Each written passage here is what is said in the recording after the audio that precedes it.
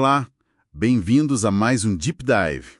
Hoje a gente vai fundo numa questão filosófica que sempre dá o que pensar, né? A ideia de uma causa primeira, um motor que não foi movido para tudo que existe. Nossa fonte é um capítulo do livro Gnotes Auton, do César Tolme. E a missão aqui é tentar desembalar os argumentos dele, sabe? Para ver se essa busca por um começo é mesmo necessária, ou se é mais coisa da nossa cabeça. Por que a gente pensa nisso, afinal?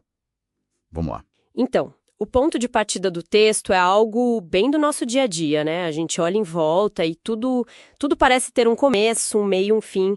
E aí, por causa disso, fica difícil, quase contraintuitivo, imaginar que o universo, sempre existiu, sem um ponto de partida. É daí que vem essa ideia de um arqué, né? Um princípio, uma origem. É uma tentativa, de lidar com esse desconforto do e antes.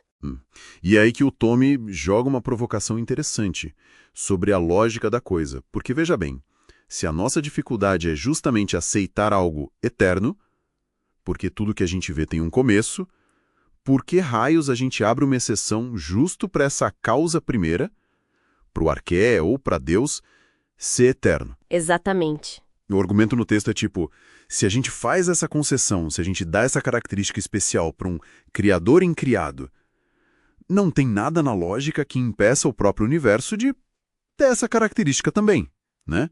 Ou qualquer outra coisa. Sim, é um ponto forte. Talvez seja um convite para a gente admitir que, olha, talvez a gente não saiba mesmo. Tem um limite aí.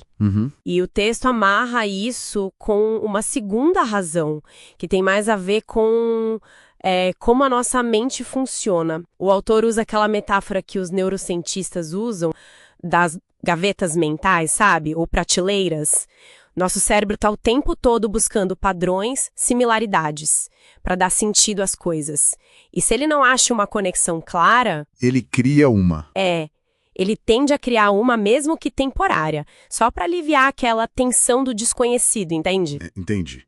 O exemplo que ele dá no livro é ótimo, aquele da pessoa saindo correndo e pega uma meia azul marinho achando que é preta, o cérebro resolveu ali na hora, né? Precisava de um par, só depois a pessoa percebe. Isso. E a sugestão do Tome é que a ideia de arqué, ou de Deus, pode ser meio como essa meia trocada. Uma solução que a mente arranja, conveniente, para lidar com o mistério da existência. Exato. Uma construção mental para algo que a gente não consegue pegar direito. E o texto questiona por que é tão difícil para a gente admitir isso. Interessante. E essa visão, ela até se conecta com uma alternativa filosófica que o capítulo menciona, a do Baruch Spinoza. Se a gente levar a sério mesmo a ideia de onipresença, como Spinoza fez, aí Deus não seria algo separado do universo. Deus seria tudo, e tudo seria Deus, entende? Nessa lógica, o universo seria eterno por natureza e Deus seria o próprio desenrolar da realidade. Aí não precisa mais buscar uma causa antes ou fora. Nossa, isso muda tudo. Não tem mais criador e criação separados. É uma coisa só, uma realidade única em fluxo. Certo. E qual a conclusão mais prática, que o Tome tira disso no livro? O que fazer com essa ideia? Bom, a conclusão é bem direta, na verdade. O autor sugere que, em vez da gente ficar presa nessa busca, talvez sem fim, pela origem, ele até compara com um cachorro tentando morder o próprio rabo, sabe? Um esforço meio circular. E talvez inútil. Talvez fútil. Seria mais produtivo a gente focar a nossa energia em viver a nossa existência da melhor forma possível. Aqui e agora. Com um senso de urgência, de propósito. Uma virada bem pragmática, né? Diante de um mistério que talvez não tenha solução mesmo. E tinha mais uma coisinha no final, sobre o próprio conceito de Deus, certo? Sim. Tem um ponto final ali que é bem instigante. Sobre a dependência desse conceito.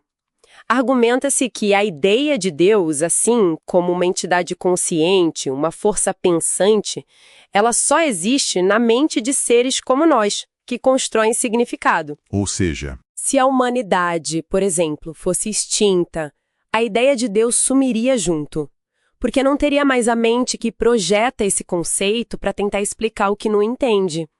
O mistério do universo continuaria ali, claro, mas essa resposta específica, Deus, deixaria de existir. Uau! Ok. Então, resumindo o nosso mergulho de hoje, o capítulo do César Tomme basicamente nos desafia a considerar se essa nossa busca intensa por uma causa primeira não é, na verdade, um reflexo de como a nossa mente funciona, tipo, nossa necessidade de ordem, de explicação, mais do que uma exigência real do universo em si. Exatamente essa provocação. E fica pra gente pensar, né? Se conceitos que parecem tão básicos, tipo começo, ou mesmo a ideia de divindade, podem estar tão amarrados ao nosso jeito específico de pensar, que outras certezas que a gente tem sobre a realidade poderiam ser, na verdade, projeções da nossa mente, e não um espelho fiel de como as coisas são, independentemente de nós. Fica a reflexão.